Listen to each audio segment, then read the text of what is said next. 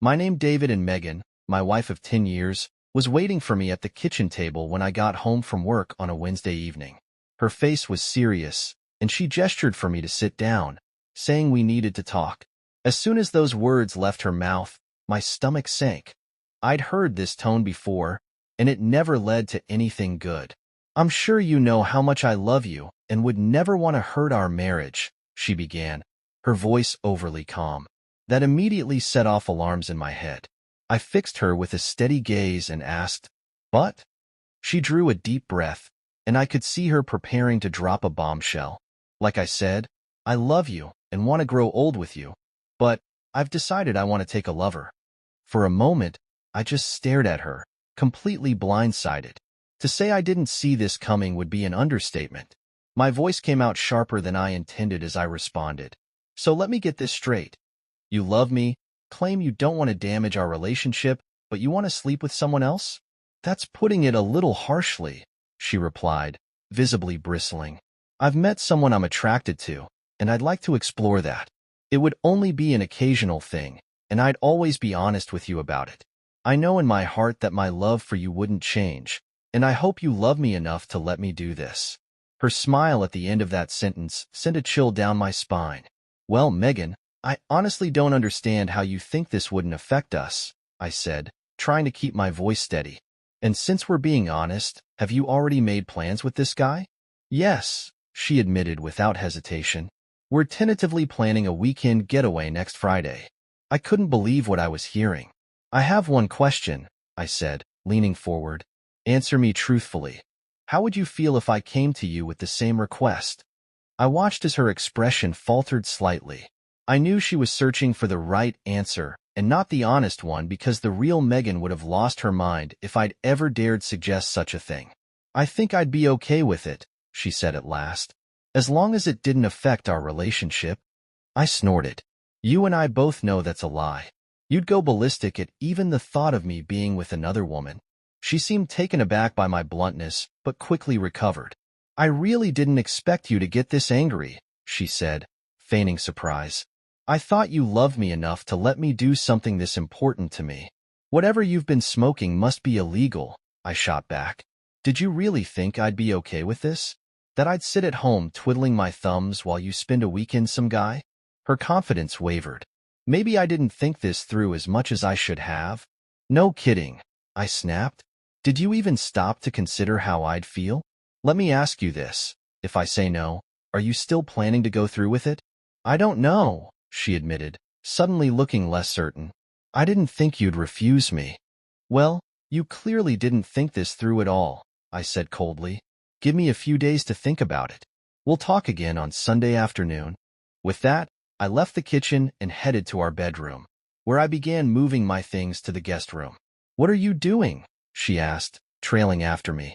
"I don't want to sleep in the same bed as someone who's more focused on another man than on me," I said, slamming the guest room door shut. I didn't sleep much that night, but I did come up with a plan. One thing was certain. If she went through with this, our marriage was over. The next morning, I left the house without saying a word to her. I called my boss and took the next 2 days off, then set about putting my plan into action. I bought 3 voice-activated recorders and placed one near the home phone, one in the bedroom, and one in her car.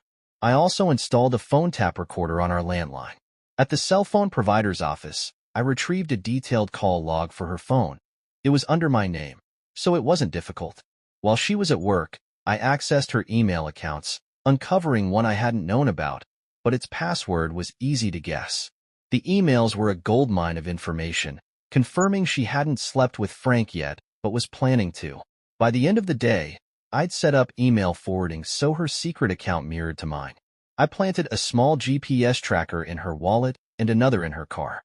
It had been a busy day, but by evening, I had everything in place to monitor her activities.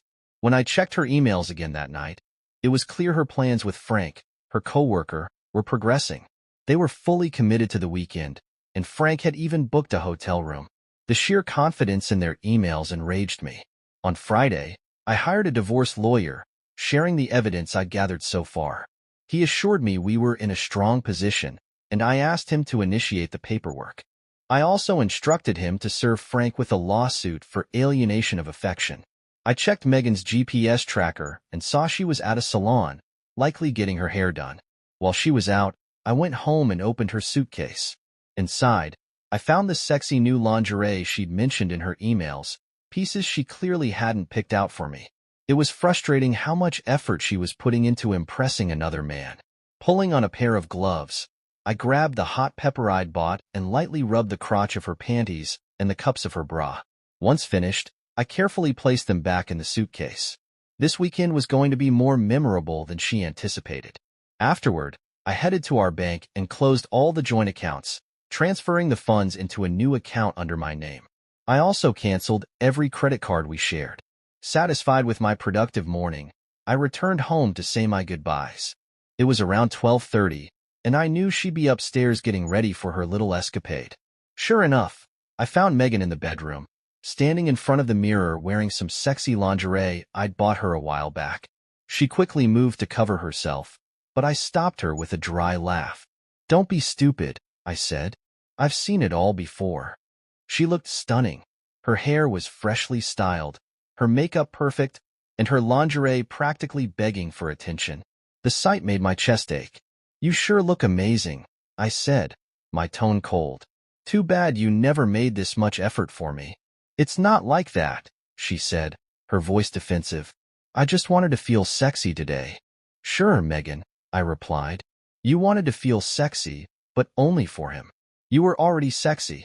You didn't need lingerie and a new hairstyle for me to think that. But you know what? I loved you with all my heart." "I know you love me," she said, her voice softening. Walking up to her, I reached for her left hand. Slowly, I slid her wedding ring off her finger. "I gave you this ring the day we said our vows," I said quietly. "Vows that meant everything to me. Promises to forsake all others. Clearly, that didn't mean as much to you." I slipped her engagement ring off next and held it in my palm. "This ring belonged to my mother, and I'll be keeping it. You don't deserve to wear it when you're planning to stroke another man with the same hand." Her stunned expression told me she hadn't expected that, but she didn't try to argue. "I won't be here when he shows up," I continued, my voice turning sharp. "But let me make one thing crystal clear. He does not set foot in my house. If he does, I'll make sure he regrets it, and I'll make sure no man ever looks at you again. Do you understand me?" "Yes," she said, looking shaken. "I won't let him in." "Good," I said. "I'll be watching." I started to leave, but paused in the doorway. "Megan, you've completely destroyed the love I had for you. I hope this weekend is worth the price you're going to pay. Goodbye." As I walked out, her voice rose behind me, yelling something incoherent. I ignored her, already done with the woman I had once thought I'd spend forever with. I parked my car a few houses down, staying out of sight while keeping a clear view of the driveway. If her lower so much as stepped inside my house, I was prepared to risk jail. Not long after, his car pulled up. He walked to the door and rang the bell. Megan came out with her suitcase, greeting him with a hug and a long, deep kiss. She even glanced toward my car and smirked, flashing a triumphant grin as he loaded her luggage. When they drove past, she gave me another smug look. I flipped her off, watching as her expression soured. Once they were gone, I drove home, changed all the locks, and reprogrammed the garage door code. Then, I grabbed my pre-packed suitcase and headed to hotel. Checking into the hotel room Frank had reserved for their romantic getaway, I quickly set up my surveillance equipment. The cameras were discreet, but perfectly positioned to capture everything. By the time I tested them, I could see that they were already having fun. Megan was naked, and it was clear Frank hadn't lasted long during their first round. When he emerged from the bathroom, also naked, I couldn't help but laugh. The guy had nothing going for him. His equipment was so unimpressive that I doubted Megan could even feel it. As Frank climbed back into bed for another attempt, Megan opened her arms with a forced smile. Her frustration was starting to show, and I knew she was beginning to realize this weekend might not live up to her fantasies. I left the recordings running and went out for dinner and a drink. By the time I returned, Frank was sound asleep, and Megan looked downright annoyed. Watching her squirm in frustration was strangely satisfying. The next morning, I woke refreshed and ready for some fun. After breakfast, I called a local florist and ordered a bouquet identical to the ones I'd always given Megan for our anniversaries. Since this would be the last one, I wanted her to think about what she'd thrown away. I had it scheduled to be delivered at 11 a.m. and waited. The timing couldn't have been better. They'd just returned from a morning outing and were already naked again when the knock came at the door. Frank was mid-thrust when Megan answered the delivery. The pensive look on her face when she saw the flowers quickly turned to anger. Moments later, my phone rang. "Hello?" I answered, keeping my tone flat. "Hello," she said hesitantly. "I got flowers, just like the ones you always give me for our anniversary. I wanted to know, did you send them?" I chuckled coldly. "Do you really think I'd do that? You and your genius boyfriend didn't exactly tell me where you'd be. And even if I had sent you flowers, they wouldn't be roses. They'd be weeds, with a card that read, 'To my cheating wife.'" "That's not fair," she muttered, her voice trembling. "And you think what you're doing is fair?" I shot back. "Maybe the flowers will remind you of what you've destroyed." Her stunned silence was satisfying, and before she could respond, I hung up. She tried calling again, but I didn't bother answering. Megan kept trying to call me after our earlier conversation, but when I didn't answer, she eventually gave up. Later, I watched through the camera as she told Frank what I'd said. He reassured her, confidently predicting I'd get over it. He couldn't have been more wrong. I wouldn't stop until I was rid of her and her lies for good. At first, she wasn't in the mood for more intimacy, but as the minutes passed, Frank managed to wear her down. Once they got started, I made another move. I called a pizza delivery place and ordered Megan's favorite pizza to their room. The delivery guy showed up just as Frank was on top of her again. Frank opened the door, visibly irritated, and argued with the delivery guy. Unfortunately for him, the delivery guy had the room number and Frank's phone number on the receipt to back him up. After some heated words, Frank angrily paid for the pizza. I couldn't stop laughing as they sat down to eat the pizza I'd sent, completely unaware I was the one who ordered it. After lunch, they sat and talked, but it wasn't long before Frank got handsy again. This time, as things started to heat up, I ordered a delivery from a nearby sandwich shop, Megan's favorite sandwich. The timing was perfect. Frank had barely started when there was another knock at the door. When Megan saw the sandwich, she froze. "He knows where we are," she muttered. Frank looked at her incredulously, but she nodded. "It's him. He must have hacked into my new email. He told me before how smart he is." Her voice carried a mix of frustration and realization. It would have been easy for him to figure it out. After some hurried conversation, they decided to get dressed and leave the room for a while. Megan promised Frank she'd make it up to him that evening. Meanwhile, I was laughing so hard that tears were streaming down my face. Watching their plans unravel was more fun than I had imagined. When they returned, they showered and started getting ready for their romantic date. Megan took her time, putting on the sexy lingerie she'd bought specifically for this occasion. She even modeled it for Frank, teasing him. He tried to pull her back to bed, but she insisted they save the excitement for later. As they headed out, I leaned back in my chair and grinned, eagerly awaiting the climax of my plan.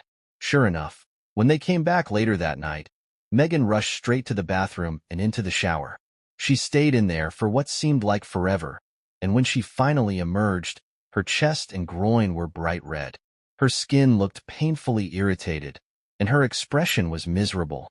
When Frank tried to touch her, she snapped at him, saying she was in too much pain to do anything. "It must be the lingerie," she groaned. "I must be allergic to something in the material." Little did she know, her discomfort was courtesy of me. Frank looked utterly dejected, and I laughed until my sides hurt. It was clear Megan wouldn't be making it up to him tonight either. With their paradise quickly souring, I spent the evening organizing all the videos I'd recorded and burning DVDs for my lawyer and Frank's wife. As I finished, I felt an overwhelming sense of satisfaction. The evidence was perfect, and I couldn't wait to set the next stage of my plan in motion. Sunday morning, I packed up my things and headed home. Megan had no idea what awaited her. When Frank dropped her off later that day, he didn't even bother carrying her suitcase to the door. He simply let her out of the car and drove off. I was sitting on the couch watching a football game when she came in. I didn't even look at her. "I'm home," she announced, standing awkwardly by the door. So I see, I said flatly, not bothering to glance her way. She walked between me and the TV, forcing me to look up. Wearing a forced, sexy smile, she said, I thought you might be happy to see me. You're not dead. That's about all I'm happy about, I replied coldly. What would make you say that? She asked, her smile fading. Do you really think I'm stupid? No, Megan. I think you got stupid over the last few days. Me? I'm just seeing you for who you really are. Her expression wavered. I never thought you'd feel this way about me. Well, believe it, I said sharply. You broke my heart when you chose to go with him after everything I said. I asked, no, I begged you not to destroy our marriage, and you did it anyway. I made a mistake, she said, her voice trembling. I know that now. I'll do anything to fix this. I laughed bitterly. Anything? Drop to your knees right now and prove it. Her eyes widened in shock. You know I can't do that. Then it sounds like your promises are worth as much as your wedding vows. Absolutely nothing. Tears welled in her eyes, but I didn't stop. And tell me this, Megan. Did Frank use a condom? No, she admitted softly. But he's married, and I can't have children. You can't be serious. I shook my head in disgust. You've been screwing some loser bareback all weekend, and now you want me to touch you? That's not happening until you bring me a clean bill of health from a doctor. And even then, I don't do seconds. He's clean, she insisted. You could use a condom if you don't believe me. Yeah, that's not happening, I said, standing up. You chose Frank over me, Megan. I'm going out. I can't stomach looking at your cheating ass right now. Sleep in the guest room tonight. Unlike you, I haven't done anything wrong, so I'll be keeping the master bedroom. I explained to you so many times how I felt about this, Megan, I said, my voice calm but firm. But in the end, the decision had to be yours. You had to be the one to stop it. If I had forced your hand, you'd have been angry with me forever, resenting me instead of taking responsibility for your choices. She was silent, tears pooling in her eyes, but I wasn't done. I saw in your emails that nothing I said mattered to you. That's when I knew I was doing the right thing. I didn't sign the divorce papers until the night you were getting ready for your date with Frank. That was my line in the sand, Megan. I can't believe I was that stupid, she said, her voice cracking. Is there any chance at all, that you could forgive me? I sighed heavily, the weight of her question hanging in the air. Megan, I loved you so much. I might have been able to forgive you once. But last night, I gave you a chance to fix this, and you still chose him. The truth is, maybe I could forgive you, but I'd never be able to trust you again. And I can't live like that. I can't spend the rest of my life waiting for the day you'd come to me, saying you wanted someone else. It's better for both of us if we just end this now.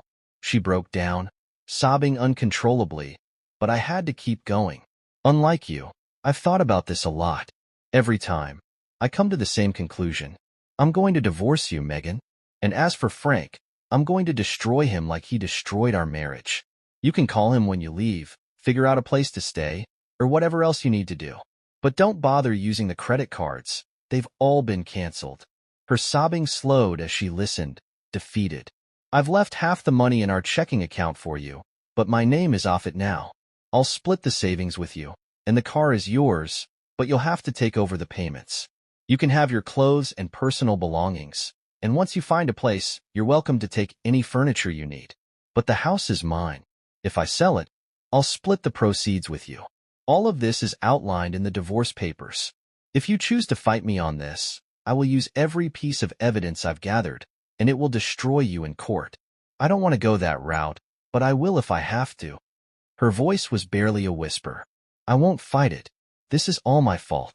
I just wish I could take it all back. Well, I said with a bitter laugh. You know the difference between a cheating wife and a light bulb, don't you? She shook her head. No. What? You can unscrew a light bulb? Her face crumpled, and it was clear she didn't find it funny. I stood, brushing my hands on my pants. It's time for you to go, Megan. She followed me silently to the door, tears streaming down her face. I carried her packed belongings out to her car while she stood by, crying. Once everything was loaded, I handed her one last item, her wedding ring. It was flattened, the once beautiful band now little more than scrap metal. It's just gold now, I told her. Should fetch you a decent price. I leaned in and kissed her gently on the forehead. Goodbye, Megan, I said softly. Goodbye, my love. I turned and walked back inside, unable to watch her drive away. Even if I'd wanted to, I couldn't. I was blinded by tears. As the car disappeared from the driveway, I sat down and cried for what felt like an eternity, until every last tear was wrung out of me. Once the tears dried, I knew it was time to face my future. As I saw it, I had three options. The first was to drown my sorrows in alcohol, but I barely drank and hated hangovers, so that was out. The second was to give in to the pain and end it all, but I wasn't about to give her, or anyone else, the satisfaction of breaking me. That left the third option, to stand tall, knowing I had done nothing wrong, and move forward with my life. Thinking about a future without Megan brought a surprising smile to my face. For the first time in weeks, I felt light, like I could breathe again. Picking up my phone, I dialed a number that had lingered in my mind all weekend. Anne? I said when she answered. Would you like to grab dinner tonight? She was stunning, not just in her appearance, but in the way she carried herself, with confidence and warmth, and had a quick wit that kept me on my toes and a laugh that felt like sunshine breaking through clouds. We ended up paired together for a project during the workshop, and what started as casual banter soon turned into genuine connection. Over the next few weeks, Anne and I kept in touch, texting and meeting up occasionally for coffee or to exchange tips about work. I quickly realized how easy it was to be around her. There were no pretenses, no games, just honesty and a sense of peace I hadn't felt in years. One evening, as we were walking through the park after a casual dinner, she stopped and looked at me with a mix of curiosity and hesitation. David, I have to ask, are you ready for something new? I mean, I know you've been through a lot, and I don't want to rush anything, but I smiled, appreciating her honesty. And meeting you has been the best thing to happen to me in a long time. I'm not sure what the future holds, but I'd like to find out with you. And then I took things slow, which felt right. She respected my need for time to heal, and in turn, I found myself opening up to her more than I thought I could. She didn't shy away from the messiness of my past. Instead, she encouraged me to embrace it as part of my story. Her kindness and understanding helped me rebuild the parts of myself that Megan's betrayal had shattered. With Anne, there was no need to look over my shoulder or second-guess her intentions. She showed me what it meant to truly trust someone again. A year after we met, Anne and I went on a weekend getaway to the mountains. On a quiet evening as the sun set over the horizon, I turned to her and said, I don't know what I did to deserve you, but I'm so glad I found you. She laughed, tucking a strand of hair behind her ear. David, you've come so far. I think you've just learned how to let yourself be happy again. In that moment, I realized she was right. Megan's betrayal no longer defined me. It was a chapter in my life, but it wasn't the whole story. 2 years later, Anne and I stood in our backyard, surrounded by close friends and family, exchanging vows. She had brought joy and purpose back into my life, and I couldn't imagine spending my days with anyone else. As we danced under the twinkling lights, she leaned in and whispered, Here's to a fresh start. I kissed her and smiled. Here's to us.